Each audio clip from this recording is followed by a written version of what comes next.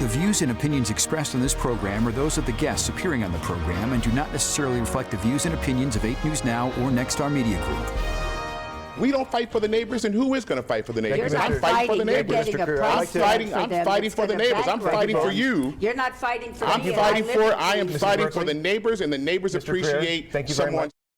Tonight on Politics Now, the race to be the next leader of the entertainment capital of the world. We break down the highlights from our Las Vegas mayoral debate. Plus, Republican congressional candidate David Flippo talks to us about his military experience, immigration at the border, and his opponents. And the CCSD Board of Trustees will have a different makeup after this election. We talked to candidates Tamika Henry and Emily Stevens on how they want to turn things around. You're watching Politics Now with John Langler on 8 News Now. Thank you for joining us. I'm Joshua Peguero. John is off tonight. The race for Las Vegas mayor is on, and the top candidates took the stage right here on 8 News Now tonight. The hour-long mayoral debate featuring City Councilwoman Victoria Seaman, Councilman Cedric Creer, and former congressional woman Shelley Berkeley touched on several important topics ahead of the primary election. 8 News Now anchor Sasha Loftus breaking it down all for us.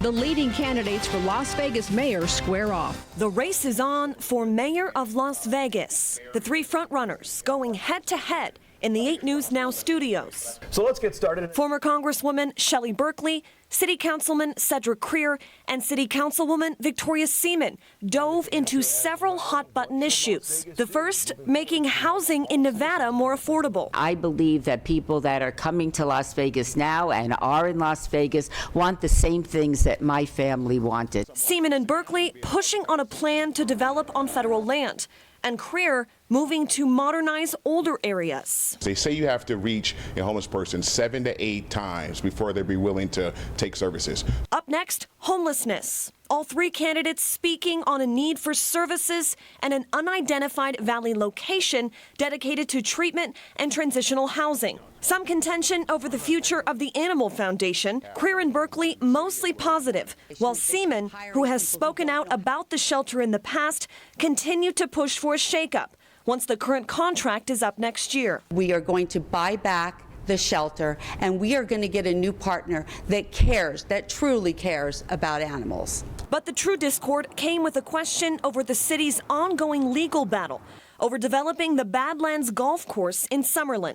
It is the essence of insanity. Berkeley passionate about settling, Seaman speaking on her decision to stop funding the fight, and Creer emphasizing the litigation is worth it. What Cedric has just said is so wrong and so outrageous. There are 5 court decisions that refute every single thing that he has just said. Creer and Berkeley clashing. We don't fight for the neighbors, and who is going to fight for the neighbors? I'm fighting for the You're neighbors. getting a I'm fighting for the neighbors. I'm fighting for you. You're not fighting for me. I am fighting for the neighbors, and the neighbors appreciate someone. Seaman then jumping in later, accusing Berkeley of sitting on the sidelines. Never heard from my constituent, Miss Berkeley, to come and help, although she thinks that I could have done this alone with 4 people. If you wanted to help as a neighbor, you could have come and called me and helped to settle it. I don't need to do your job, Victoria. Agreements were also in the forefront, with candidates pushing for a medical center and children's hospital at the Cashman Center site. And the final, but arguably most important topic, education.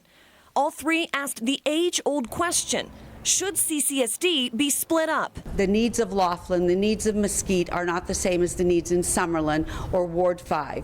So I would absolutely like to see it broken up.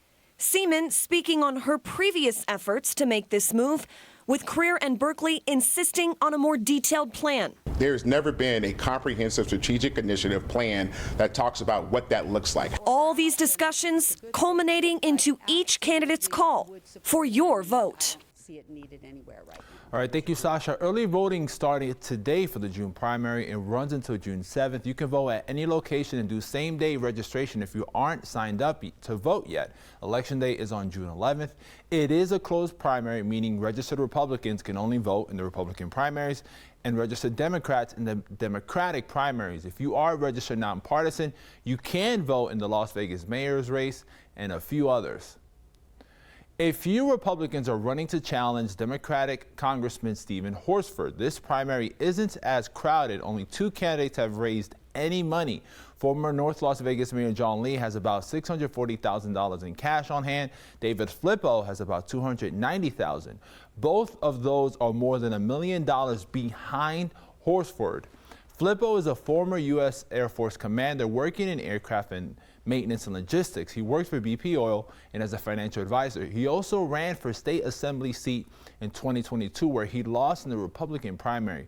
John Langler talked to him about the CD4 race. Let's start with Flippo saying why he wouldn't have voted for the most recent immigration bill in Congress. That bill has a lot of flaws to it, right? They put all this pork into it. It actually allows a certain number of illegals to cross before they do anything about it. I mean, there's so many things in that bill that are wrong.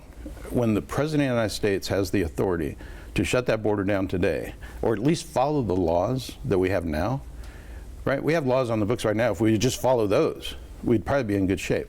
But wide open borders and what this administration has done to that border. I've been down to the border 6 times. Okay, I've talked to the cartels, I've talked to the NGOs down there that are helping, I've talked to the illegal immigrants, and I've talked to Border Patrol. And it's just amazing the mess that's down there. And going down there to Arizona and watching the people just cross the border now, and they just set up a campfire and they wait. They wait for Border Patrol. And we watched it every time. And they would just wait, and Border Patrol would show up, and they'd stand up, and they'd cheer, and they'd hop in that van, and they're cheering. Now, that didn't happen 4 years ago, right? They would have run away from Border Patrol. They wouldn't get in that van, right? So what happened is the policies have changed. The policies have changed now where Border Patrol is supposed to process. Your background, what brought you into politics? It's your second race. Why run for Congress? Yeah, John, thank you, and thanks for having me today. So when I sat down, I was asked to run, it took me a few months to figure out whether I was the right guy at the right time. And I had to look at my background. And my background is military. So I grew up in the military, and then I joined the military. So I know a lot about national security. I spent most of my career in the desert between Qatar, Iraq, Bahrain, Saudi Arabia, all of them. And spent a lot of time over there, and so I understand the region, I understand national security. When I retired as the maintenance commander up at Eielson Air Force Base in Alaska, I was hired by BP to manage their maintenance on the oil fields. So I have 10 years of oil field experience, and I understand the energy industry. Okay, so between national security, energy, and currently I own 2 small businesses. So I understand what's going on in the economy right now, and I understand what people are going through. One of the bigger issues down the line is China, Taiwan, issues in the Pacific, on the Pacific theater. What, if you were elected to Congress, would you try and bring to the conversation about national security in that part of the world from a United States standpoint? Yeah. So I was talking about my military background before. I was a combat commander in Iraq. Spent 2 years of my life away from my family while they were in Germany, in Iraq. Okay. Crossed the border day 1. When the war kicked off. I was in Baghdad the day we captured Baghdad. Okay, so I understand what's going on there, and I understand because of that I still teach and I still lecture on base at Nellis, and what the current scenario is that they're planning for is an Indochina theater conflict. Okay, and there's things going on right now in Indochina theater like building up bases in the Philippines and things like that we're currently doing. I understand all that because I'm current in all that. And that is going to be the biggest issue.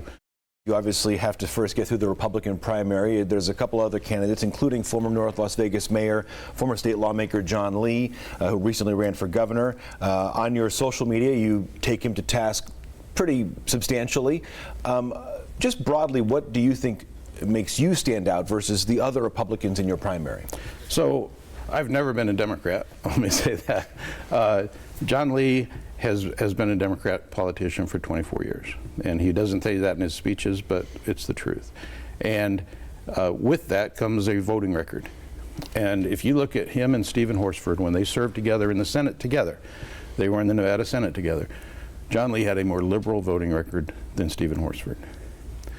Now, fast forward to today, and he changes parties, and all of a sudden he's a Republican. He still has not endorsed Donald Trump, okay? But he's claiming he's a Republican, and he's ready to support Nevada, right? All of a sudden, as a Republican, a conservative ticket, and his voting record doesn't indicate that. Full interview with David Flippo on 8newsnow.com. Up next, we dig into the CCSD school board races. Tamika Henry is running against the current board president. The culture that she says needs changing. Plus, candidate and banking executive Emily Stevens explains why she thinks the next superintendent needs some business experience as well. All that coming up next.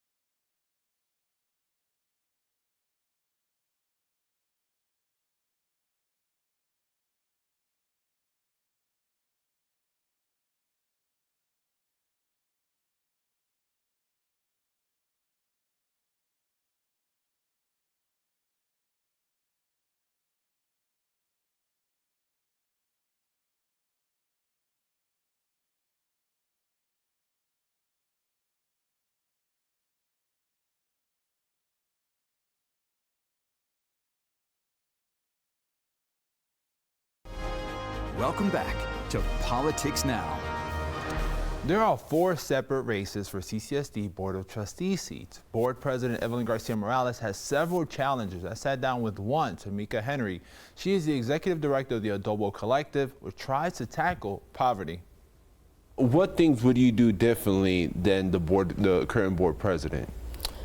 Well, I think that I would get out more into the community and let members of the community's voices be heard. I think that parent and family engagement is important. Getting out to the schools, hearing directly from those that are being impacted, our educators, our administrators.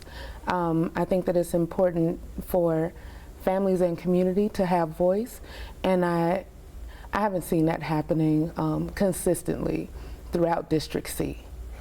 Is there any, now we had Evelyn Garcia Morales here, John Langner did a few weeks ago, asking her about former Superintendent Jesus Jara and other things impacting the district. But is there any particular decision that she's made or some of her actions that you just find highly questionable, things you don't agree with? Well, there are things that I feel that the entire community didn't agree with, and I think that it's important to bring those voices and concerns to the table when you are making those decisions. I think that it may have been prolonged, the vote to get the superintendent out. I think that it definitely has to be data driven. If you haven't seen enough improvement over a 4 or 5 year period, why keep dragging it out? There's this culture of retaliation that a lot of people just have spoken up about, but nothing has truly been done about it.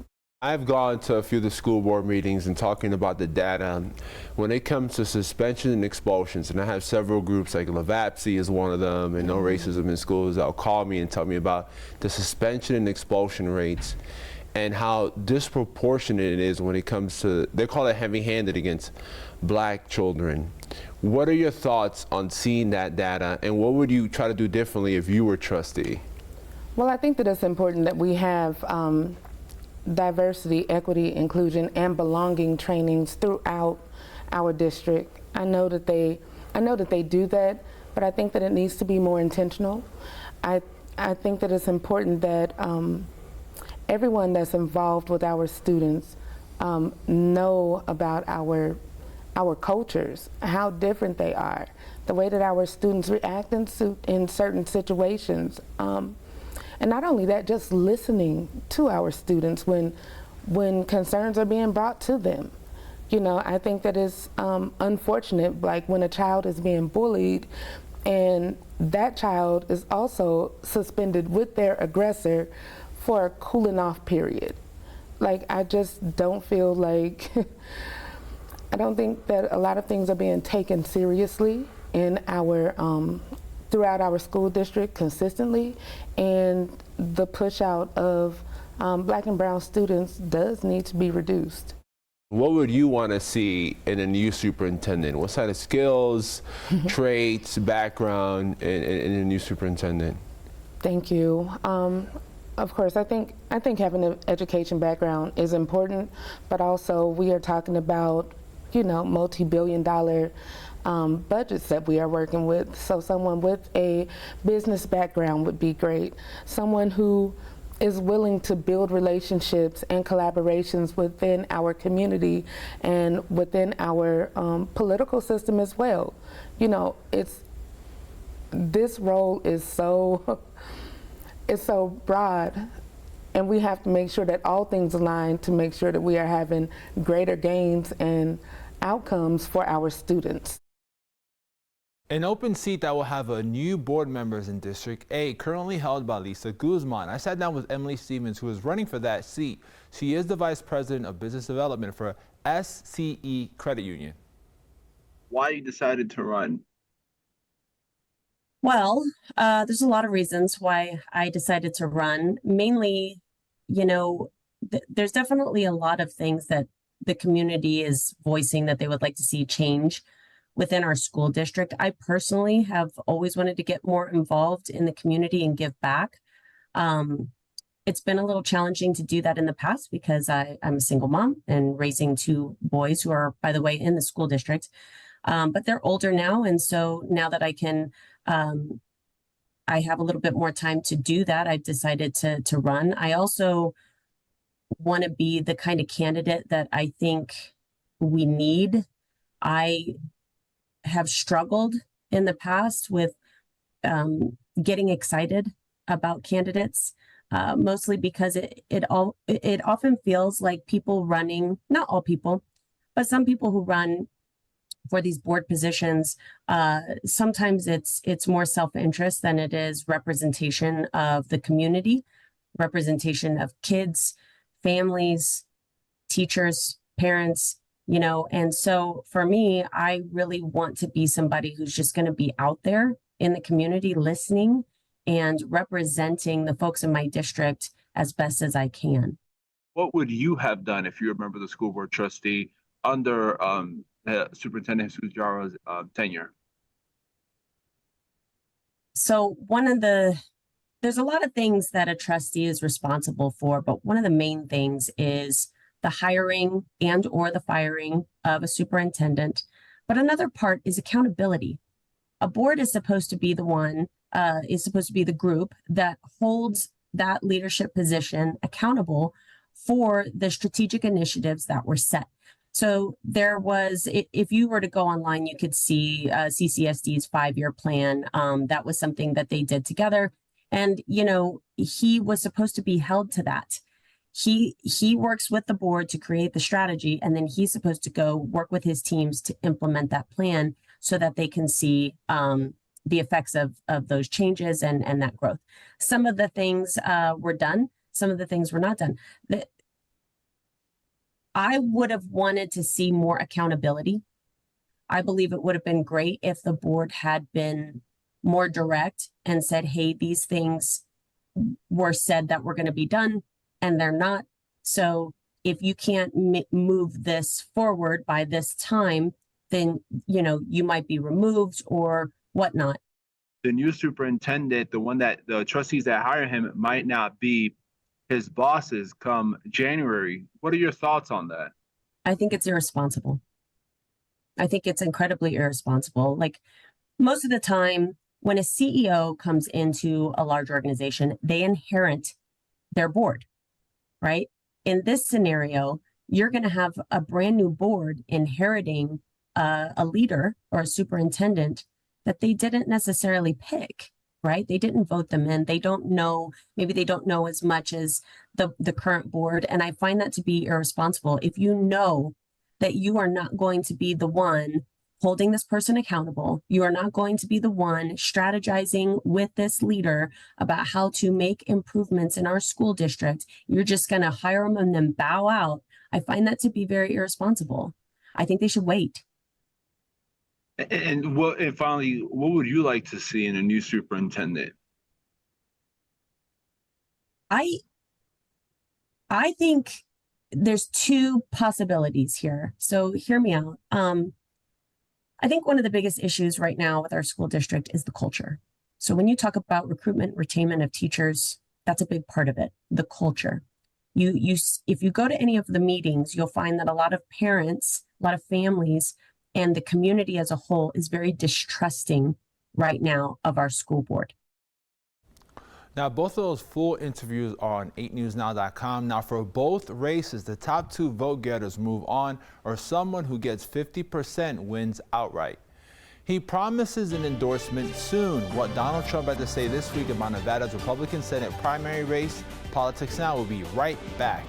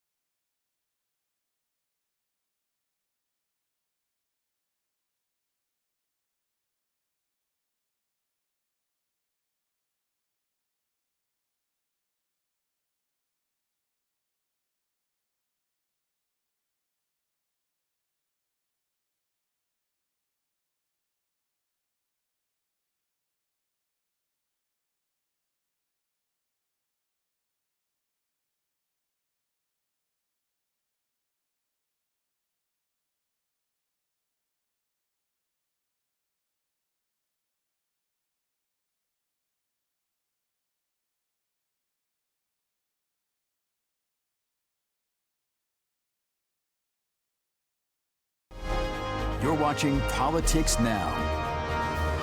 Thank you for joining us. The Biden campaign also held a gun control rally this week. It criticized Donald Trump, who spoke at the NRA convention last weekend, saying Nevada had a spike in gun violence deaths during Trump's time as president. Trump told the crowd that the Second Amendment is on the ballot in this year's election. Donald Trump also says he will endorse someone in Nevada's Senate race in the next couple of days. He spoke with KTVN, the CBS affiliate in Reno.